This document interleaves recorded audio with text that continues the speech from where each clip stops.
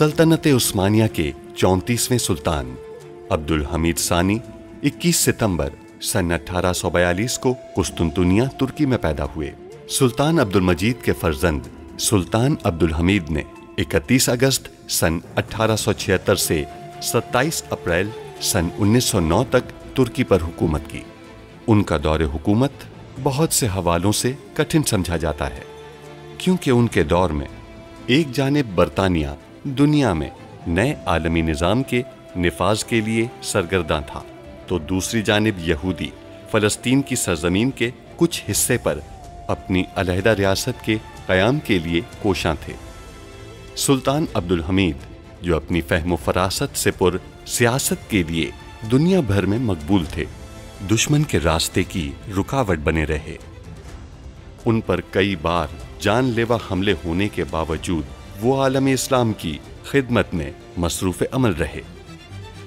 उनके शानदार कारनामों में उस्मानी आइन का निफाज और तुर्की को तमाम अरब ममालिक और हिजाज़ मुक़द्दस से मिलाने वाली रेलवे लाइन की तामीर शामिल हैं।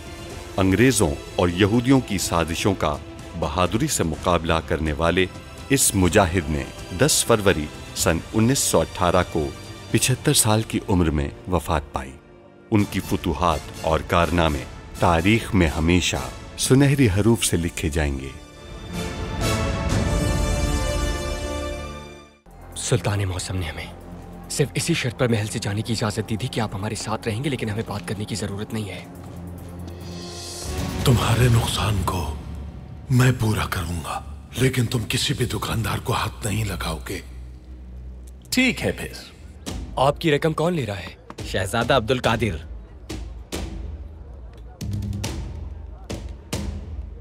तमाम जहानों और इंसानों के राज, जिसका सदियों से हजारों लोग ताकुब कर रहे हैं, वो कदीम तरीन राज इस मुकद्दस संदूक में है।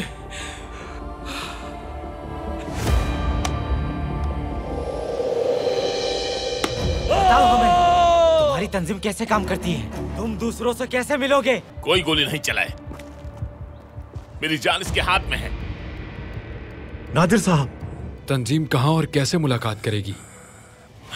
मुझे जवाब देने दो। तंजीम इस वक्त तुम्हारी कब्र तैयार कर रही होगी। मेरे दोस्त से कीमत तलब करने वाले तुम कौन होते हो? पाया तख्त हमारा है।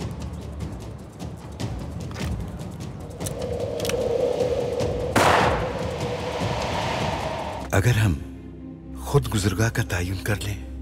नहीं पाशा, इस गुजरगाह को तुर्कमान देहात से गुजरना चाहिए और कोई रास्ता नहीं हो सकता।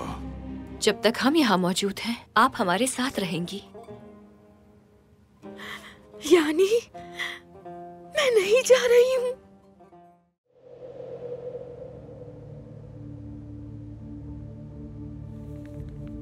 यानी ये असली ताबूत सकीना नहीं है, ऐसे ही है ना? नहीं आन्ना, अगर ये असली ताबूत सकीना होता तो मुझे इसे छूने और खोलने के लिए भी बहुत से मराहिल से गुजरना पड़ता।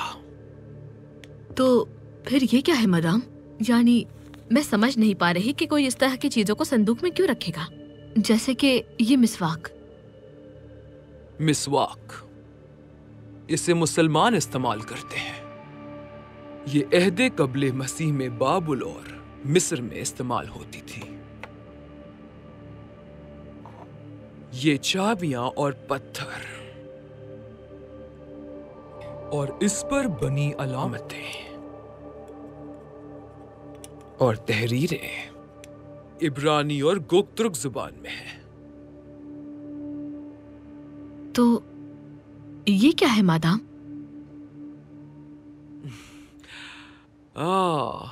ये असली ताबूत सकीना है अन्ना।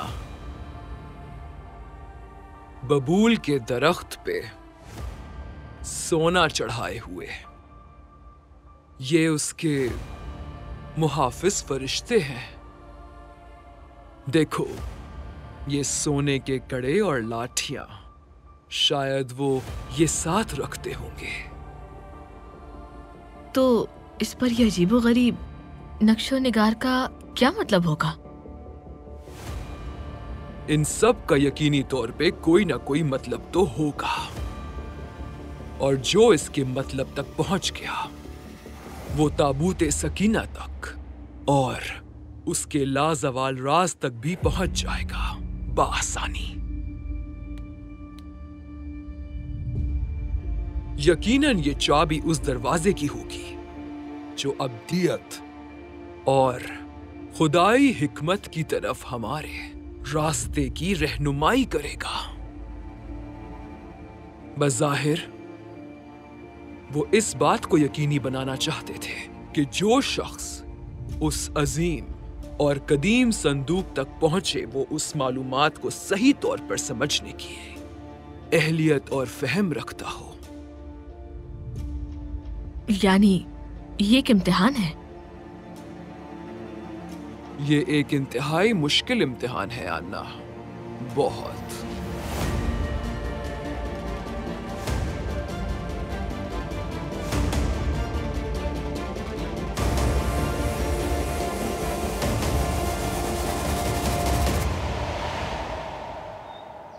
आपकी इस तजवीज से हमें बहुत ताजुब हुआ सुल्तान मौसम।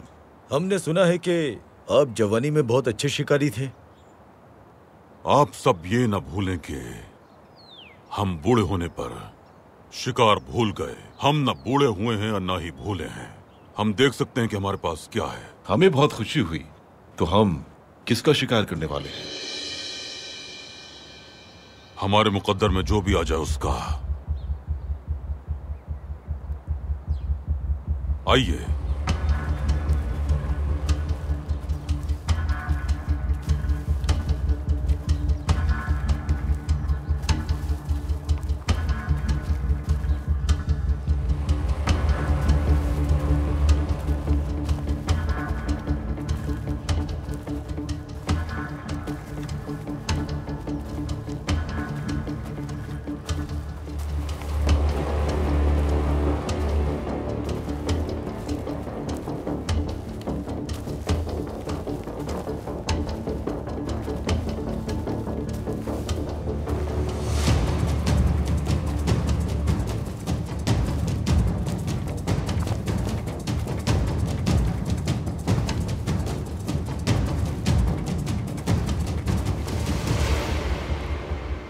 महमूद पाशा,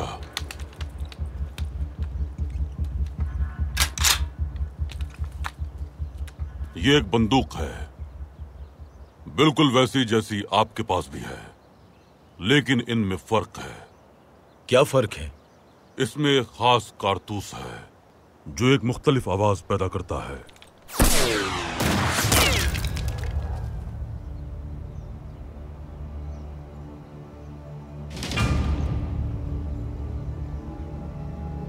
जैसा कि हमने कहा, इसकी आवाज अजीब है और आसपास नातजुर्बेकार शिकारी हैं। शिकारी? नातजुर्बेकार शिकारी। मैं समझा नहीं। आपने गोली चलाई, आपके साथ वाले दरख्त पर किसी और ने गोली चलाई। ये जंगल नातजुर्बेकार शिकारियों से भरा है। अगर हम अपनी बंदूक से दोबारा गोली चलाते हैं तो इन नए शिकारियों में से कोई इत्तेफाकी तौर पर आप में से किसी को गोली मार सकता है।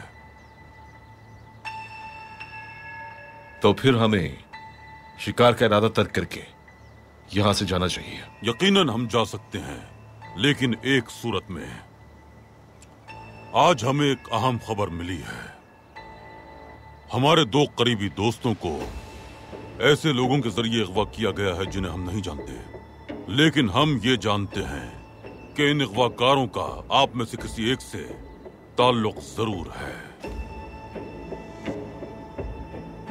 आप हमें धमकी दे रहे हैं क्या? हम शिकार पर हैं सफीर साहब, और शिकार में बहुत से खतरात होते हैं।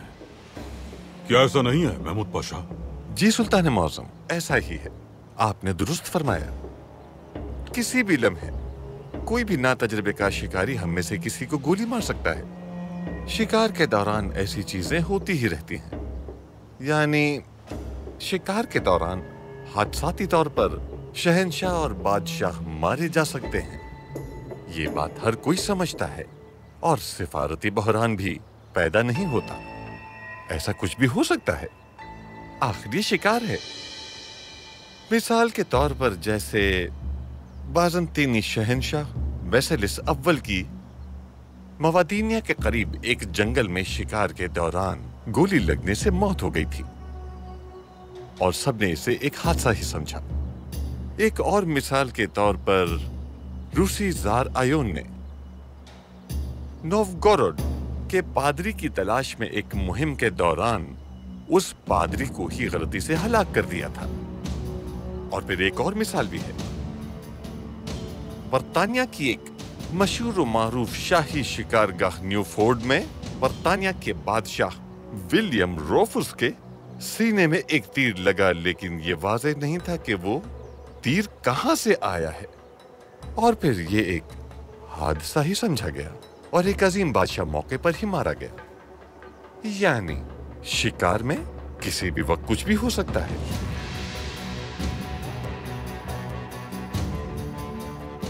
हमें इस नातजुर्बेकार शिकारी को दोबारा गोली चलाने से रोकने के लिए क्या करना चाहिए? आपका काम इंतहाई आसान है। आप अपने लोगों को भेजेंगे और कहेंगे, अहमद जलालुद्दीन पाशा और इस्माइल हक्की साहब को आखिर किसने अगवा किया है, और उनकी फौरी रिहाई के लिए जो भी जरूरी हो वो आपने करना है और कुछ नहीं।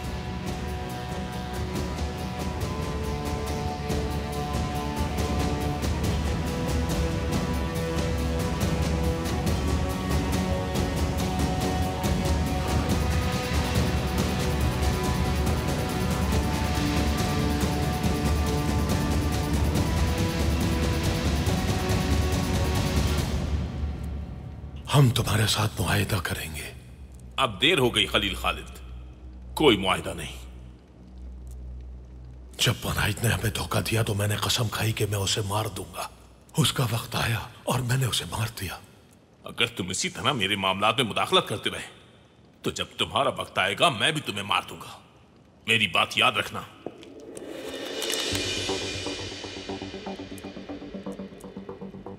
अगर मैं तुम्हारे सर में गोली मार दूं तो कौन मुझे रोक सकता है? मैं अकेला घूमता फिरता हूं, तो तुम्हें लगता है मैं अकेला हूं? तो फिर इस वक्त तुम्हारे लोग कहां हैं?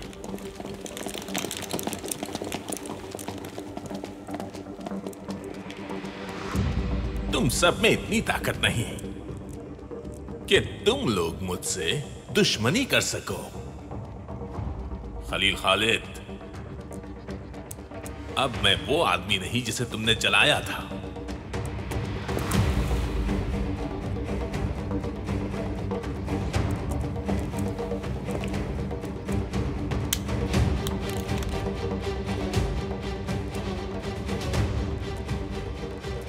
बनायत का खून हमारे दरमियान मुआहिदा बनेगा। तुम अपना काम करो और मैं अपना। मुझे वो कीमत चाहिए जिसका मुझे नुकसान हुआ है। अगर तुम दुकानदारों की हिफाजत और मदद करोगे, तुम मेरे नुकसान की अदायगी करोगे। मेरी मतलूबा रकम अगर तुम पहले मुझे ना देते तो मुझे फर्क नहीं पड़ता, लेकिन अब मैं तुम सबका नामो निशान मिटा दूंगा। यानी अगर कोई भी ताजिर या दुकानदार मेरे पास तुम्हारे आदमियों की शिकायत लेकर आता है तो मैं तुम्हें दुनिया से मिटा दूंगा। ये बात अच्छी तरह जहन में बिठा लो।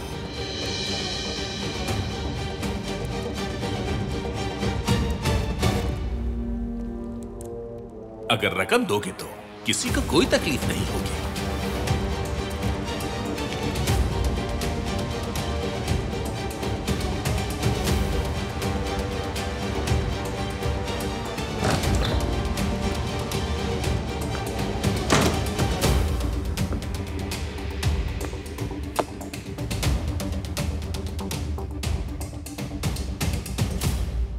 अहमद पाशा। नहीं इस्माइल हक्की। यकीन नहीं आता कि उस शख्स ने हरकत की है। तुमने जिस कदर लापरवाही बढ़ती है, यही होना चाहिए था तुम्हारे साथ। वो नहीं बता रहे, हम क्या करेंगे?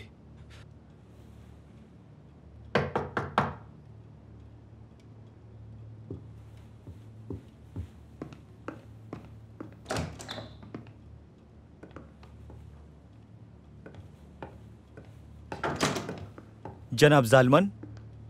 तुम कौन हो? सिफारत खाने से आया हूँ, ये मेरी शनाख्त है। किसने भेजा है तुम्हें? तुम कौन हो और हमसे रब्ता क्यों कर रहे हो? सफीर कहाँ है?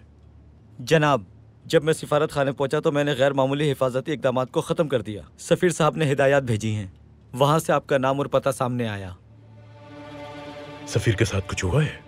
अब्दुल हमीद ने उन्हें शिकार की दावत दी थी। अब्दुल हमीद के 2 दोस्तों का अगवा किया गया है। अगर उन्हें रिहा ना किया तो सफ़ीर के साथ कुछ बुरा हो सकता है। अब्दुल हमीद इस मर्तबा खुल के खेल रहा है।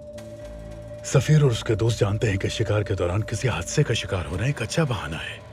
हम क्या करेंगे? हम बात समझ गए, जाओ तुम।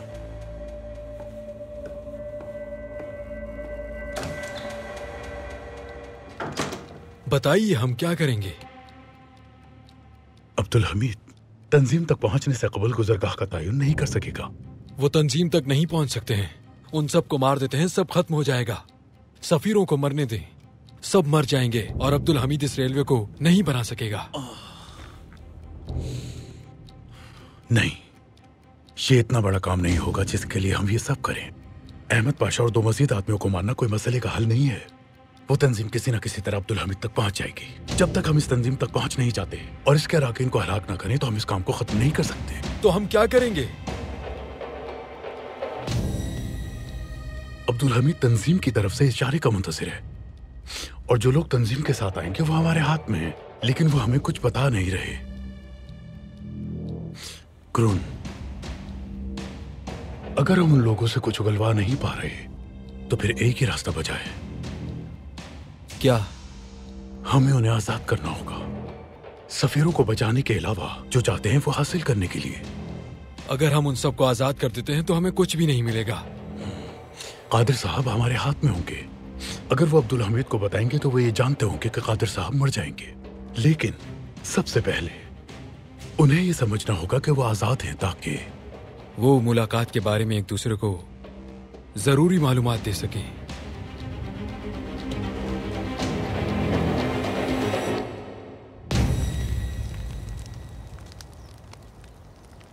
तो तुम ये सब कब छोड़ोगे? हम क्या छोड़ने वाले हैं सुल्तान मुअज़्ज़म? ये सियासत जो झूठ से भरी हुई है, तुम कब इससे दस्तबरदार होगे? तुम इस तरह की सियासत को आखिर कब तर्क करोगे? बैनुल-अक़वामी ताल्लुकात अब सिर्फ और सिर्फ मफादात पर मबनी है। ये इसी तरह हुआ करते थे, लेकिन कोई झूठ नहीं बोलता था, वादों को पूरा किया जाता था, बनाए गए इत्तेहाद को तोड़ा नहीं जाता था। अब ये वाज़ेह नहीं है कि आखिर कौन किसके साथ है, कौन दुश्मन है। मिसाल के तौर पर तुम चीन में जर्मनी के दोस्त हो और अफ्रीका में दुश्मन, तुम ईरान में रूस के दोस्त हो और जापान में उनके दुश्मन। तुम सबका सिर्फ एक मुकाबिल मुश्तरक है और वो है सल्तनत उस्मानिया, जो सबको खटकती है। हम इस सूरत हाल में हैं, लेकिन मैं कुछ कहना चाहता हूं। अगर आप बरतानवी तख्त पर होते, अगर आज आपको यह मौका मिलता तो एक रियासत दुनिया पर हुकूमत करती। आपकी बदकिस्मती यह है कि आप एक उस्मानी सुल्तान हैं और उस्मानियों की खुशकिस्मती यह है कि आप उनके पास सुल्तान की हैसियत से हैं। हमारी सबसे बड़ी खुशनसीबी सल्तनत उस्मानिया जैसी मुअज़्ज़ज़ रियासत का सुल्तान होना है, इस्लाम के अकीदे पर पैदा होना है और इंशाअल्लाह इसी तरह दफन होना है।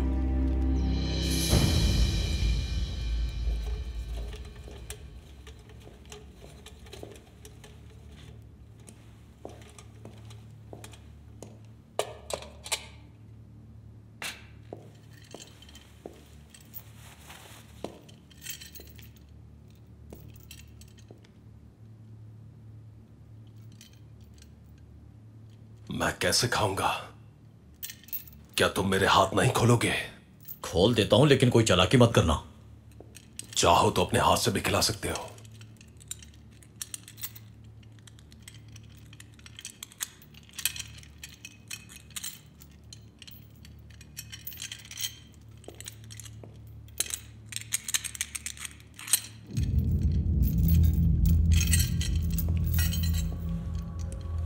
एक हाथ से ही खाना खाओ।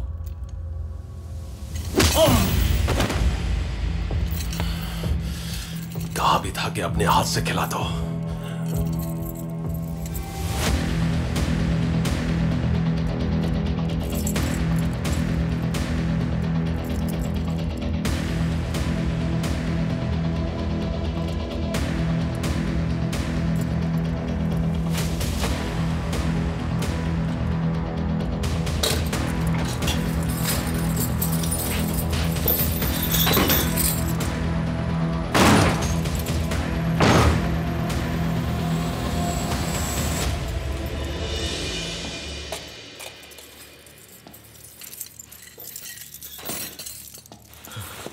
बादशाह। इस्माइल हकी साहब, हमें निकलना होगा। और आपके बाबा? उन्हें भी साथ ले जाएंगे।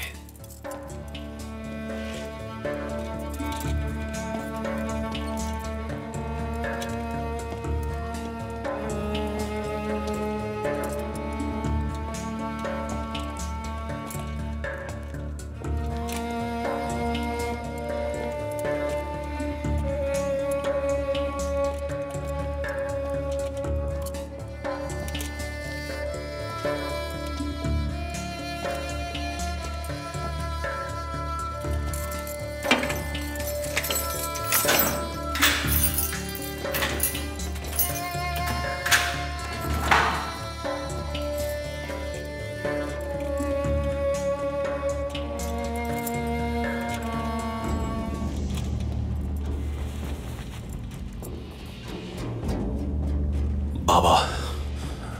बेटा।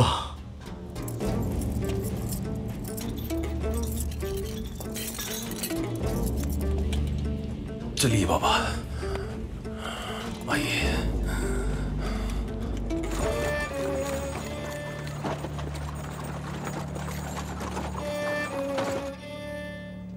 अब्दुल कादिर कैसे हैं? वो इस्मत में क्या कर रहे हैं? फिक्र मत करो बेला, वो सराय में रहते हैं। उन्होंने भेष बदल रखा है। कोई नहीं जानता कि वो एक शहजादे हैं, लेकिन वो अपनी जिंदगी से काफी मुतमईन लगते हैं। आप बहुत अजीब बातें कर रहे हैं। क्या आप कुछ जानते हैं? बिल्कुल, लेकिन मैं नहीं जानता कि मेरा आपको बताना मुनासिब है कि नहीं। फौरन बताइए क्या मामला है। शहजादे ने इज़्मिर के तमाम दुकानदारों को खिराज देने पर पाबंद किया है। हो सकता है कि दीगर कई मुकामात तक उनकी रसाई हो, लेकिन फिलहाल मैं इतना ही जानता हूं। नहीं अब्दुल कादिर, ऐसा नहीं कर सकते। आप झूठ बोल रहे हैं। चाहे तो मेरे साथ इसमें चलें, अपनी आंखों से शहजादे के कारनामे देख लें। अपनी हद में रहे, चले जाइए यहाँ से। शहजादी, बराए मेहरबानी पुरसुकून रहिए। आपने जो पूछा मैंने वो मालूमात दे दी। आपका शुक्रिया अदा करने का तरीका अजीब है बेला।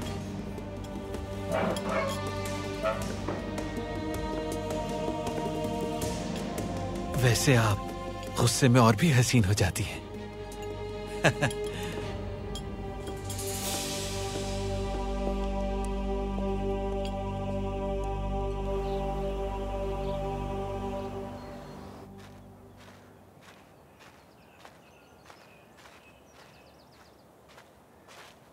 हम उसे तलाश करेंगे, उसे बताएंगे कि हमारा नाम इस्तेमाल करके खराज वसूल करने का क्या मतलब है, और तमाम जमाशुदा रकम उसके हलक से निकालेंगे हम।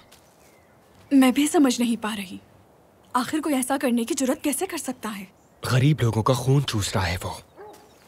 उनके पास जो भी था वो उसने ले लिया। उसे सजा जरूर मिलेगी। सिपाही उसे तलाश कर लेंगे शहजादे, आप फिक्र मत करें। हम सिपाहियों को नहीं बताएंगे दिलरुबा। फिर क्या करेंगे? उसे खुद पकड़ेंगे हम, अपने मुहाफिजों के साथ। यकीनन उसके कुछ हिमायती भी होंगे। दिलरुबा, इस गुंडागर्दी को रोकना मुश्किल है बहुत, इसलिए हम खामोशी से इस मामले को हल करेंगे।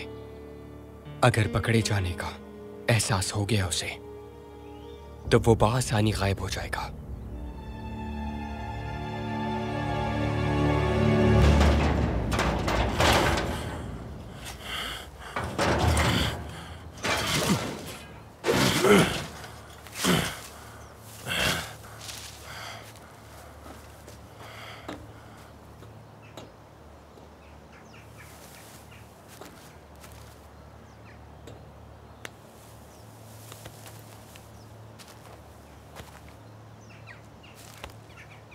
बेटा, मेरी बात गौर से सुनो। बाद में बाबा, बाद में। इस तरफ चले।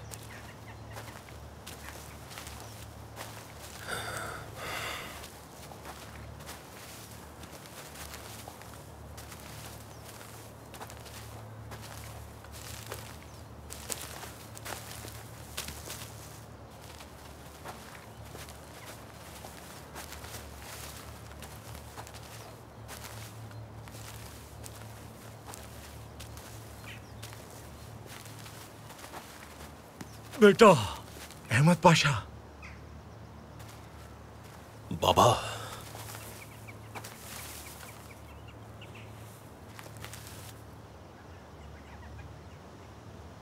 अब बताइए बाबा,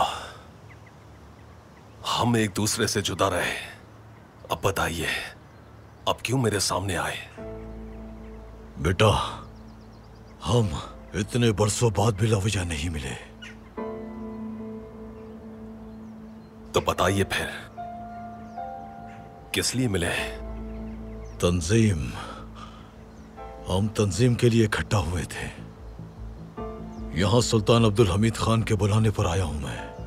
बेटा, मैं मुहाफिज हूं। तंजीम के मुहाफिजों में से एक अफशार साहब का मुहाफिज हूं मैं, और आप औस के सरदार यानी सुल्तान अब्दुल हमीद खान के मुहाफिज हैं। उन्होंने इसका तस्करा किया था, लेकिन मुहाफिज कौन है ये नहीं जानते थे। इसीलिए तंजीम ने आपको सुल्तान अब्दुल हमीद खान के करीब रखा है। मुकर्ररा वक्त आने पर हम दोनों मुहाफिज मिलते और तंजीम को वापस जमा करते।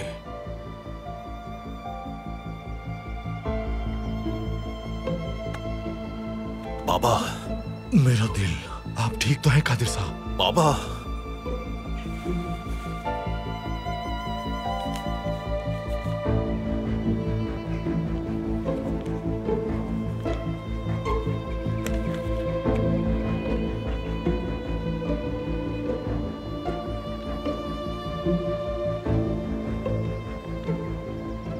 इनका दिल बंद हो जाएगा दिए गए जहर के ज़ेरे असर। अगर इन्हें 30 मिनट के अंदर तरियाक नहीं दिया गया तो ये मर जाएंगे। अगर तुम कादिर साहब को बचाना चाहते हो तो तंजीम को जमा करो। अब्दुल हमीद और आप भी यही चाहते हैं, लेकिन मैं जो चाहता हूं वो ये है, अगर आपने अब्दुल हमीद को इस सूरत हाल के बारे में बताया तो कादिर साहब मारे जाएंगे। अगर तुम तंजीम को जमा नहीं कर सके तो इन्हें मरते हुए देखो। अगर तुम ये सोच रहे हो कि कादिर साहब को अपने साथ ले जाओगे, नामुमकिन। अब तुम ये जान लो कि अब्दुल हमीद के करीब हमारे कितने लोग हैं, और अपना काम करो। चलते हैं। चलो बेटा, मुझे ऐसे ही मरने दो। बाबा, हम अभी तो मिले हैं। मैं आपको नहीं खोना चाहता। आपको कुछ नहीं होगा। मुझे अपने साथ ले चलो। खुद को धमकियां देने मत दो उन्हें। तंजीम के लिए मेरी जान भी कुर्बान। बाबा, पाशा, हमें इन्हें वापस लेकर जाना होगा। बाबा, क्या आप जानते हैं दूसरी चाबी कहां है? जानता हूं मैं। चाबी मेरे पास है, रुमेली किले में, किले की मस्जिद में, मेहराब के साथ वाली घड़ी में, अनातोलिया के महल के नीचे संदूक में आपको हिदायत मिल जाएंगी। चलो चलो, जल्दी चलते हैं। बाबा, हम आपको वापस छोड़ने जा रहे हैं, लेकिन अल्लाह की मदद से मैं वापस आकर आपको ले जाऊंगा।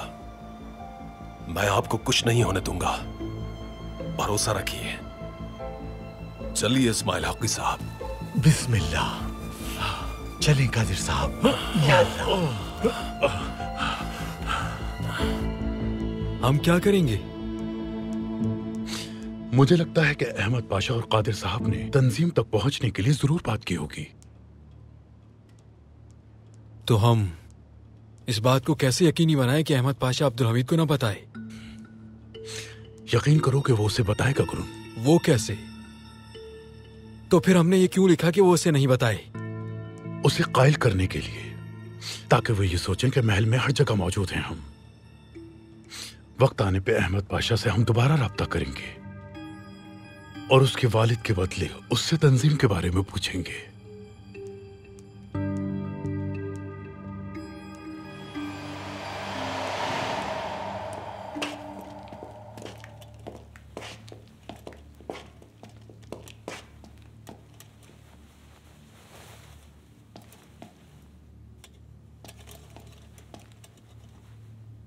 आपको महल ले जा सकता था, सुल्तान मौसम के तबीब इलाज तलाश कर लेते, लेकिन आप सफर नहीं कर सकते।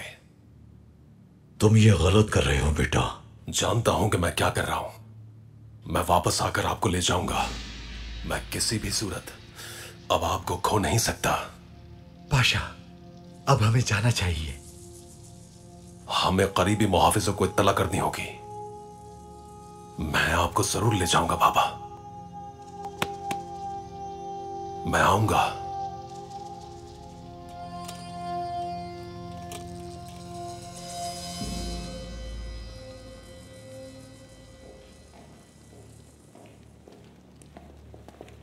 जनाब, नादिर साहब ये लेकर आए हैं। ये क्या है? नादिर साहब यानी के ताक़ुब में थे। ये वो दस्तावेजात हैं जिनकी हमें जरूरत थी। रकम और उन जगहों के पते और उसकी तफसीलात जहां से रकम वसूल की जाती है। आप बिल्कुल सही चीज लाए हैं नादिर साहब। अगर हम किसी साजिश का शिकार ना होते तो नादिर साहब ने तमाम मालूमात हासिल कर ली होती। चाचा, अब हम क्या करेंगे? तुम यानिक के पास जाओगे। यानिक के पास?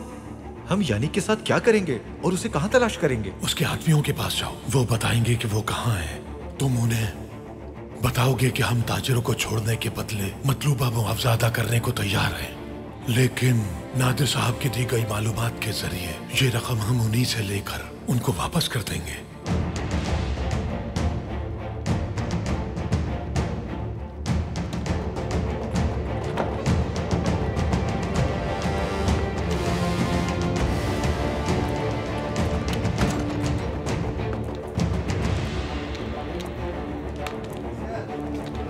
अस्सलामु अलैकुम।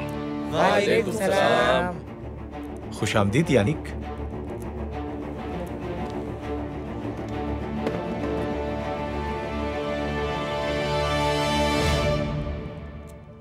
शुक्रिया। माफ करना, मैंने थोड़ा गलत बोल दिया। मैं खामियां देखकर नजरअंदाज नहीं करता। आपको गलत फहमी हुई है। नहीं, मैं सही समझ रहा हूँ।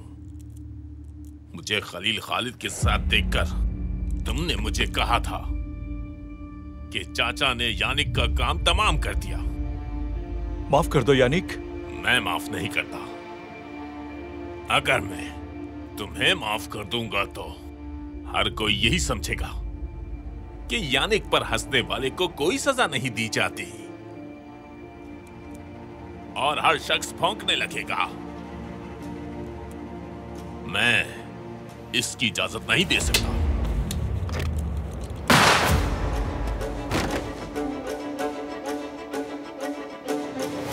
क्या किसी ने देखा इस आदमी को किसने मारा?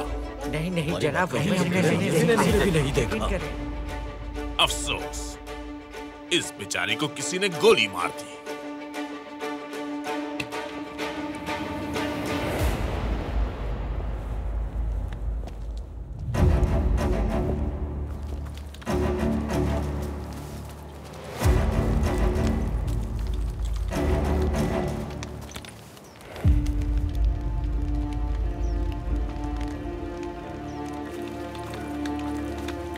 सुल्तान मौसम, अहमद पाशा और इस्माइल हकी साहब के बारे में खबर मौसूल हुई है। वो खुद छावनी पहुंच गए हैं। वो खैरियत से, उन्होंने महल खबर भेजी है। अल्हम्दुलिल्लाह। शुक्र अल्लाह का। पाशा,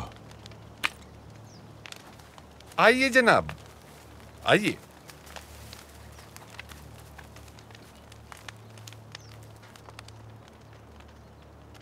अगर हम आपको महल में तलब करते और इस बारे में पूछते तो आप इसकी तरदीद कर देते, लेकिन अब ये वाज़ेह है कि मामले का ताल्लुक आप ही के साथ है। अगर हम पूछें कि इस्माइल हक्की साहब और अहमद पाशा को किसने अगवा किया है तो आप हमें नहीं बताएंगे, क्योंकि आपकी रियासतों की सियासत सिर्फ झूठ पर मबनी है। आप जा सकते हैं। जाइए।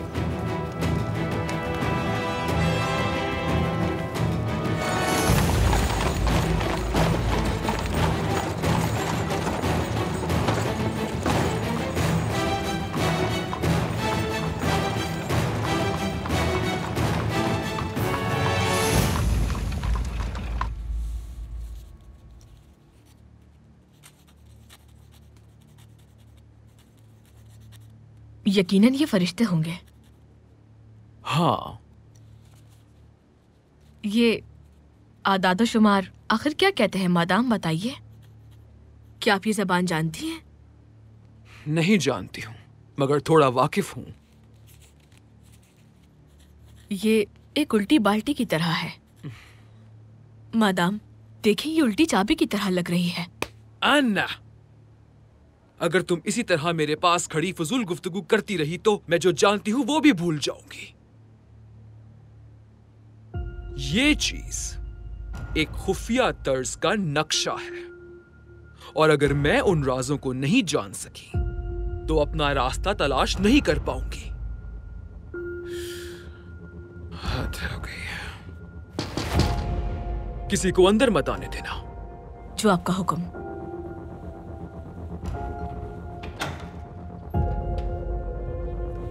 मादाम मसरूफ है। मादाम, मैं मसरूफ हूं मार्को। इन्होंने भी यही कहा था, लेकिन मैंने ये सोचा कि आप ये खबर सुनना चाहेंगी।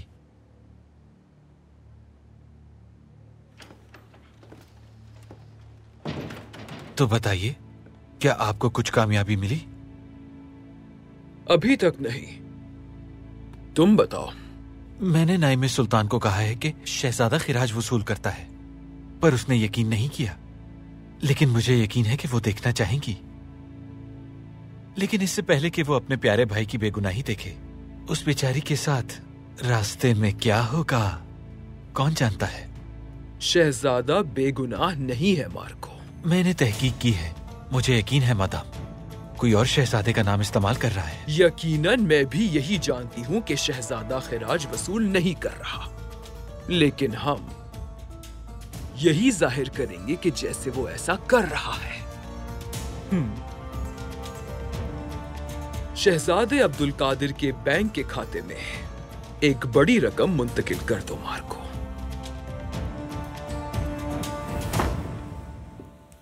वालिदा, नाइमे, क्या आप मुताला कर रही हैं? कोशिश कर रहे हैं कि शायद हमारा ध्यान बट जाए, लेकिन बेकार है। हमारे पास आपके लिए एक बुरी खबर है। अब्दुल कादिर के बारे में। क्या हुआ अब्दुल कादिर को? फिक्र मत करें, वो खैरियत से हैं। हमने आपसे एक जासूस का तस्करा किया था, उन्होंने अब्दुल कादिर को ढूंढ लिया है। आप दोबारा जासूस से मिलने गई?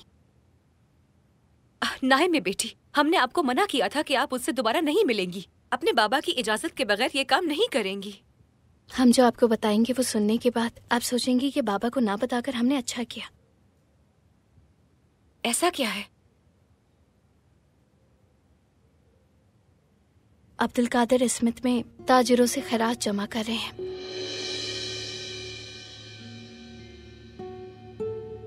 ये मुमकिन नहीं।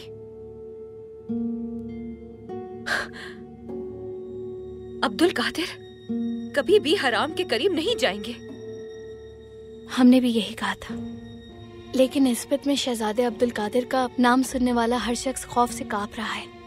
वो सबसे जबरदस्ती रकम वसूल कर रहे हैं।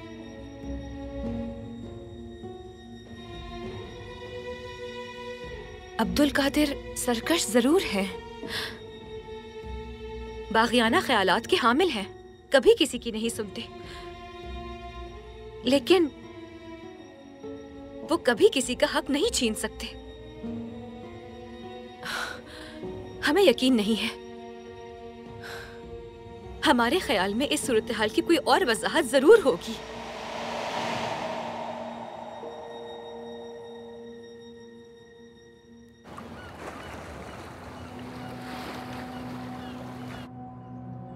रुमेली किला और जामिया अबू अल फातेह, पहली मस्जिद जिसे फातेह सुल्तान महमद ने बनाया। सुल्तान फातेह का लक़ब जिसके मानी है फतुहात का सरचश्मा। ये लक़ब सुल्तान अल बरसलान को भी मलास गिर्द की फतह के बाद दिया गया था। चाबी यहाँ रखना एक मायने ख़ेज़ बात है।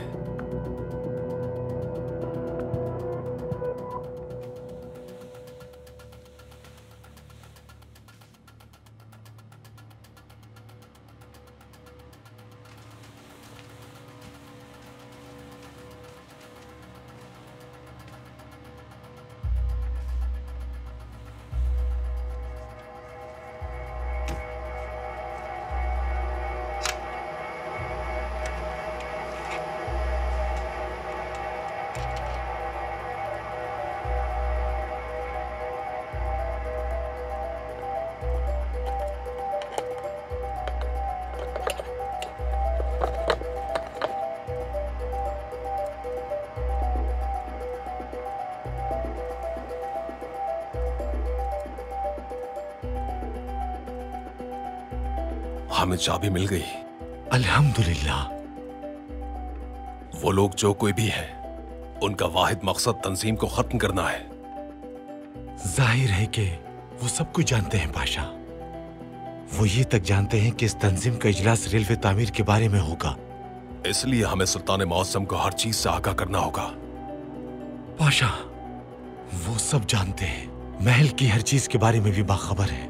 इस्माइल हकी साहब, क्या आपने बाबा की बात नहीं सुनी? उन्होंने कहा था कि हमारी जान भी ले लें तो भी फतह हमारी ही होगी। अल्लाह के हुक्म से पाशा, इंशाअल्लाह। चलिए फिर।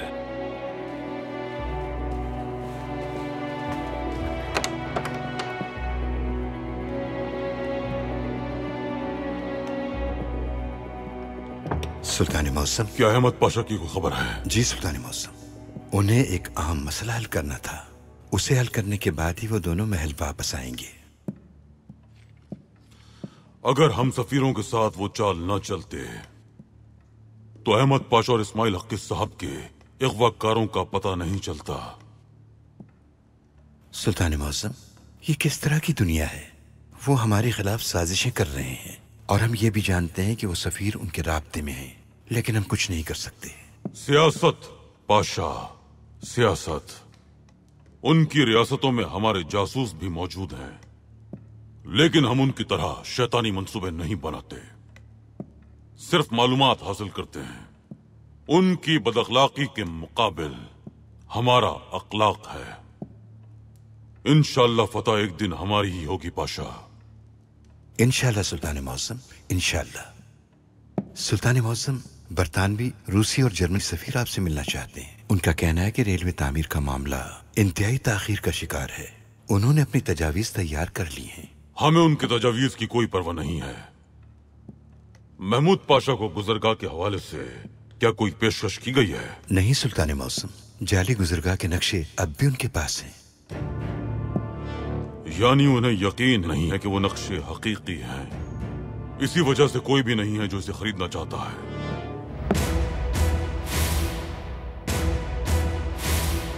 उनके खाते में 10,000 लीरा मौजूद है और ये हाल ही में जमा किए गए हैं। पहले हम अहमद पाशा के साथ एक जाली वफ्द से मुलाकात का एहतमाम करेंगे। इस्माइल हकी साहब, आप तहसीन पाशा के साथ असल इजलास को मुनक्किद करेंगे। हमारा बनाया गया मंसूबा, इसमें हर्फ ब हर्फ लिखा हुआ है कि अहमद पाशा से आप कैसे राब्ता करेंगे और उसे कहाँ बुलाना होगा। मुझे उनका भरोसा कैसे जीतना होगा? आसान है। उन्हें बता दें कि आप बहुत अमीर हैं। सुल्तान मौसम का मंसूबा अमल में आ चुका है। महल में होने वाली सरगर्मियों की वजह से वो लोग जरूर अहमद पाशा का ताक़ुब करेंगे। हम अनातोलिया से ली गई चाबी से खुलने वाले संदूक ले आएंगे।